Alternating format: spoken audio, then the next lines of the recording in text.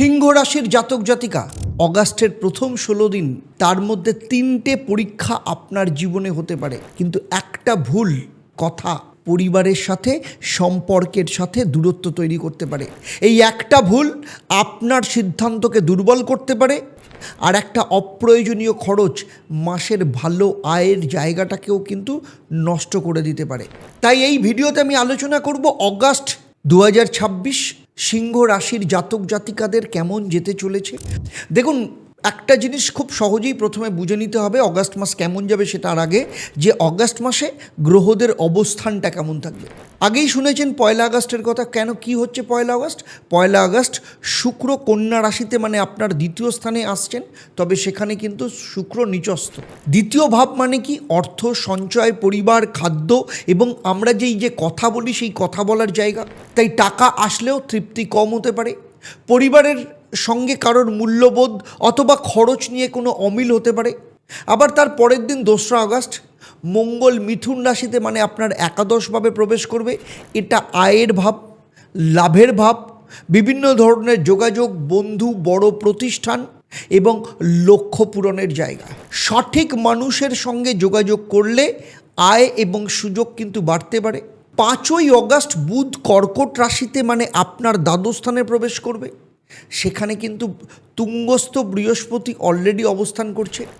ফলে বিদেশ যাত্রা, দূরের যোগাযোগ, হসপিটালাইজেশন, ঘুম, গোপন কোনো পরিকল্পনা, অনলাইন কাজ এবং ব্যয়ের যে বিষয়টা, সেগুলো কিন্তু গুরুত্বপূর্ণ জায়গা নেবে। আবার 17 আগস্ট রবি আসছে তার নিজের রাশি, মানে আপনারও রাশি সিংহ রাশিতে প্রথমভাবে। কেতুও সেখানে বসে আছে, ফলে আত্মবিশ্বাস বাড়বে, কিন্তু নিজের পরিচয় হোক, সম্পর্ক কিংবা ভবিষ্যৎ নিয়ে কোথাও না কোথাও একটা অদ্ভুত ডিট্যাচমেন্ট বা শূন্যতা দেখা দিতে পারে, আপনারা অনুভব করতে পারেন ভেতর থেকে। বক্রী শনি তো অষ্টমভাবে বসে রয়েছে, সেখানে বসে থেকে, মানে মীন রাশিতে বসে থেকে পুরনো ঋণ, স্বাস্থ্য, ইন্স্যুরেন্স, উত্তরাধিকার কিংবা গোপন সমস্যার হিসেব সেখানে কিন্তু একটা ক্যালকুলেশন হবে। রাহু সপ্তমভাবে রয়েছে, ফলে সম্পর্ক, বিবাহ, ব্যবসায়িক পার্টনারশিপ কিংবা বাইরের মানুষের মাধ্যমে হঠাৎ কোনো পরিবর্তন নিয়ে আসতে পারে। দেখুন, অগাস্টকে 4টে ভাগে ভাগ করলে যদি দেখি, তাহলে 1 থেকে 4 আগস্ট, 4 আগস্ট টাকা বলুন, পরিবার নিয়ে একটা আবেগের সিদ্ধান্ত এই সময় নেওয়া চলবে না। আবার 5 থেকে 16 আগস্ট গোপন কোনো পরিকল্পনা, বিদেশ সংক্রান্ত কোনো বিষয়, নথিপত্র বা ডকুমেন্টস, চিকিৎসা কিংবা ব্যয়ের সমস্ত হিসেবপত্র আপনি গুছিয়ে নেবেন। এর পরের হচ্ছে 17 থেকে 25 আগস্ট। এই সময় আপনার নিজের কাজ, যোগ্যতা, ব্যবসা এবং লিডারশিপ সমস্ত কিছু কিন্তু একদম সামনের সারিতে নিয়ে আসার সময়।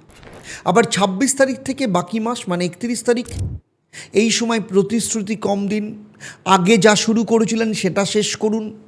চলুন সেক্টর ওয়াইজ দেখে নিই আপনার অর্থ এবং আয়ের জায়গা কি বলছে। দেখুন, আপনার আয়ের জায়গা খুলতে পারে 2 আগস্টের পর। মঙ্গল একাদশভাবে গিয়ে পুরনো কোনো যোগাযোগ, বন্ধু, পরিচিত ব্যক্তি বা বড় প্রতিষ্ঠান অথবা কমিশন ভিত্তিক কাজ থেকে লাভের সুযোগ তৈরি করতে পারেন। আবার যারা সেলস, মার্কেটিং, মিডিয়া কিংবা ম্যানেজমেন্ট ওরিয়েন্টেড কাজ, গভর্নমেন্ট কন্ট্রাক্টর, কনসালটেন্সি অথবা নেটওয়ার্ক বেসড কাজ করেন, তাদের কাছে নতুন কোনো প্রস্তাব আসতে পারে। 2 আগস্ট থেকে 10 আগস্ট পুরনো কোনো ক্লায়েন্ট, পরিচিত ব্যবসায়ী অথবা আগে যোগাযোগ করা কোনো প্রতিষ্ঠানের সঙ্গে আবার নতুন করে কথা বলুন। কিন্তু নিচস্থ শুক্র দ্বিতীয়ভাবে থাকার কারণে আয় বাড়লেও আকর্ষণ খরচের প্রতি বাড়বে কিন্তু। ফলে দামি পোশাক হোক, গাড়ি বা বাড়ির ইন্টেরিয়ারের সাজসজ্জা বলুন, সামাজিক বা পারিবারিক কোনো অনুষ্ঠান বলুন, অন্যের সামনে সম্মান বজায় রাখার একটা খরচ কিন্তু চলে আসবে। এই 4 জায়গায় আপনার টোটাল বাজেট কিন্তু ভেঙে পড়তে পারে। তবে 5 আগস্টের পর বিদেশ হোক, চিকিৎসা, সফটওয়্যার, অনলাইন সাবস্ক্রিপশন অথবা গোপন কোনো পরিকল্পনায় টাকা কিন্তু বেরিয়ে যেতে পারে। 17 আগস্টের পর নিজের নাম এবং দক্ষতাকে যদি সামনে নিয়ে এসে কাজ করেন, আয় কিন্তু বাড়বে।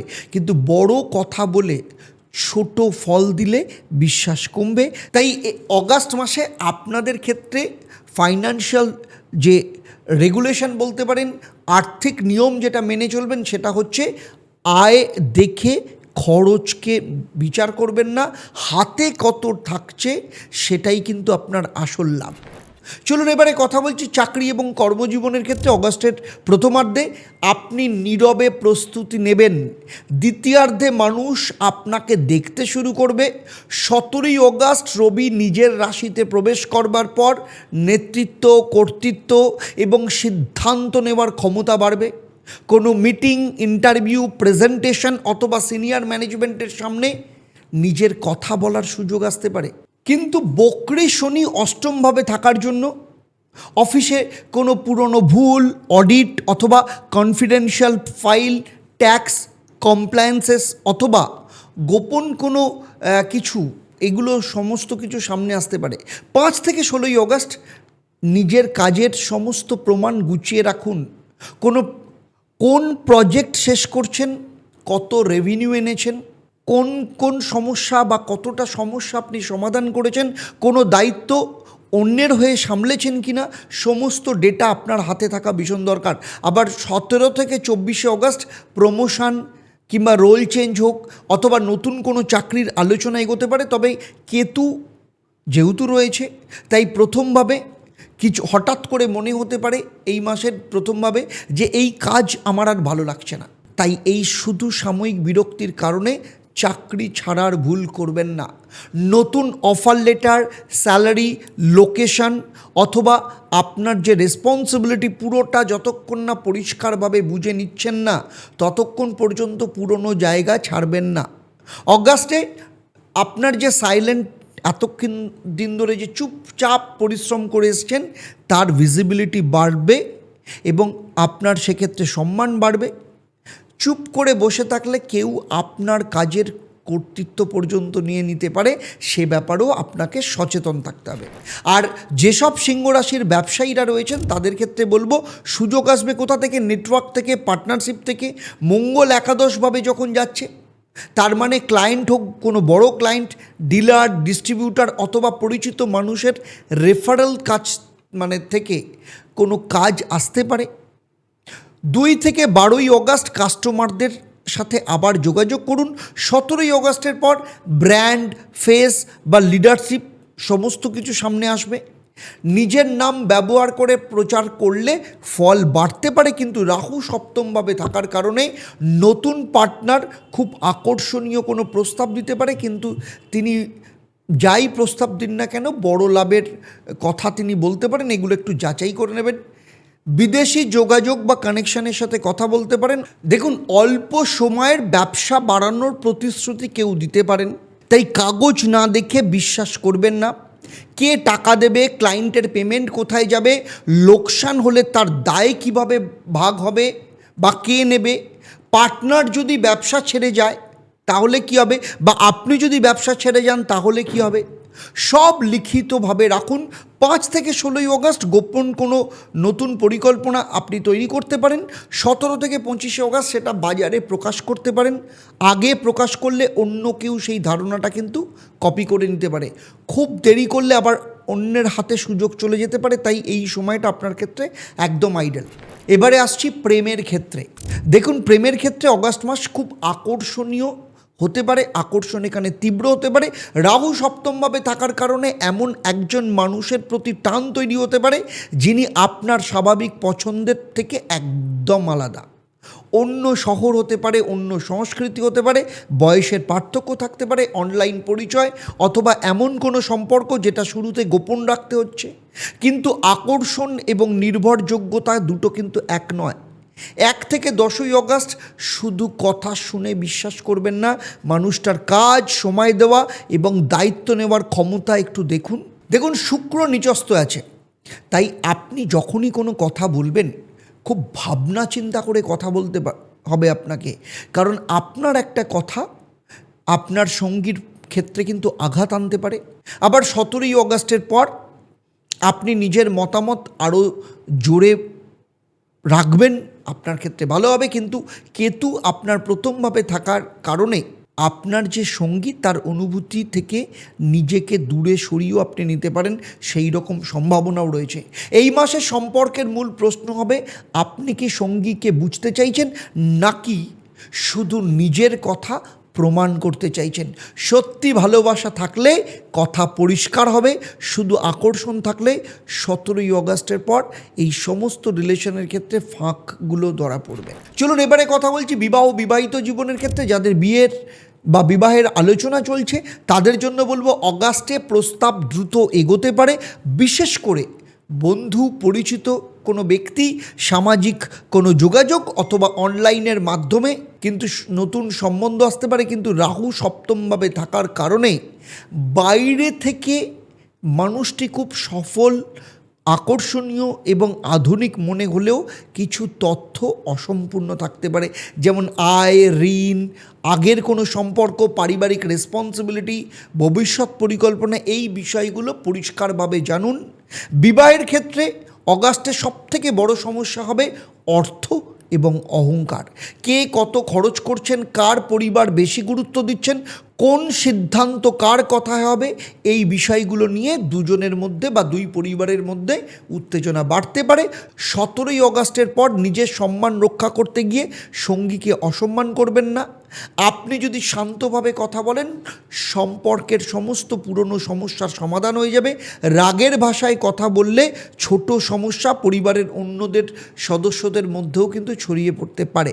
মনে রাখবেন, সংসারে নেতৃত্ব মানে সব সিদ্ধান্ত একা নেওয়া নয়, সবাইকে সঙ্গে নিয়ে সঠিক সিদ্ধান্তে আসা। এবারে আসছি অগাস্টের একদম গোপন অংশ, সেটা হচ্ছে রবি নিজের রাশিতে ফেললেও কেতু কিন্তু সঙ্গে রয়েছে। তাই বাইরে শক্তিশালী দেখালেও ভেতরের ক্লান্তি, একাকিত্ব অথবা মানুষদের থেকে দূরত্ব তৈরি হতে পারে। তাই শেষে যে মহা উপায়টি বলবো, এই ভেতরের শূন্যতা এবং অহংকারকে শান্ত রাখার জন্য একদম ব্রহ্মাস্ত্র হিসাবে কাজ করবে। তার আগে দেখে নেব সন্তান, শিক্ষা, স্বাস্থ্য এবং বিদেশ যাত্রার ক্ষেত্র। চলুন, যারা সন্তান পরিকল্পনা করছেন তাদের ক্ষেত্রে অগাস্ট মাস কী হতে পারে সিংহ রাশির ক্ষেত্রে। দেখুন, অগাস্ট মাসে সম্ভাবনা এবং ব্যয় দুটোই রয়েছে। পঞ্চম ভাবের অধিপতি বৃহস্পতি দ্বাদশভাবে থাকায় তুঙ্গস্থ রয়েছে, যে কারণে চিকিৎসা, হসপিটাল বেসড যে সাপোর্ট সিস্টেম রয়েছে, ফার্টিলিটি কনসালটেশন অথবা গোপন কোনো পরিকল্পনা থেকে সাহায্য পাওয়া যেতে পারে। মঙ্গল একাদশভাবে থাকায় পঞ্চম ভাবকে প্রভাবিত করছে, ফলে দাম্পত্য জীবনে সন্তান পরিকল্পনা নিয়ে উদ্বেগ বাড়তে পারে। 5 থেকে 16ই অগাস্ট চিকিৎসার সাথে কনসালটেশন, টেস্ট, রিপোর্ট রিভিউ করাতে পারেন। আগের কোনো জটিলতা থাকলে লুকিয়ে রাখবেন না। ঘুম, স্ট্রেস, ডায়াবেটিক কোনো প্রবলেম যদি থাকে বা প্রোন অবস্থা যদি থাকে, হরমোনাল ইমব্যালেন্স ওরিয়েন্টেড কিছু প্রবলেম বা নিয়মিত জীবনযাত্রার দিকেও কিন্তু নজর দিতে হবে। সেক্ষেত্রে আমি বলবো, যাদের ক্ষেত্রে এরকম হয়েছে, প্রচুর কিছু চেষ্টা করেছেন, সমস্ত কিছু করার পরও সব দিক থেকে ওকে থাকার পরেও আপনাদের সন্তান আসছে না অথবা আসলেও বারবার মিসক্যারেজ হচ্ছে, তাহলে বলবো ইমিডিয়েট দেরি না করে নিচের নাম্বারে ফোন করুন এবং যদি ঠিক মতোভাবে যদি চলতে পারেন, দুজনের জন্মছক, দুজনের হাত এবং বাস্তু অনুযায়ী যে প্রতিবিধান করা হবে সেই অনুযায়ী যদি চলতে পারেন, তাহলে মোটামুটি এই বছরের শেষে কিন্তু একটা পজিটিভ খবর আপনারা পেতে পারেন। চলুন এবারে কথা বলবো ছাত্রছাত্রীদের জন্য। অগাস্টে একা বসে গভীর পড়াশোনা করার সময় এটা। বুধ এবং বৃহস্পতি দ্বাদশভাবে থাকার কারণে research, foreign language, medical studies, psychology, spiritual studies, computer, design এবং ভবিষ্যৎ বিদেশে উচ্চশিক্ষার প্রস্তুতির এইসব জায়গায় অগ্রগতি হতে পারে। কিন্তু মন বারবার অন্যদিকে চলে যেতে পারে। রাত জেগে পড়ার বদলে সকালে নির্দিষ্ট একটা সময় তৈরি করতে হবে। 5 থেকে 16ই অগাস্ট অসমাপ্ত অধ্যায় শেষ করতে হবে, যেগুলো যে টাস্ক বা যে পড়াশোনাগুলো এখনও পর্যন্ত হয়নি সমস্ত কিছু সেই সময় কমপ্লিট করতে হবে।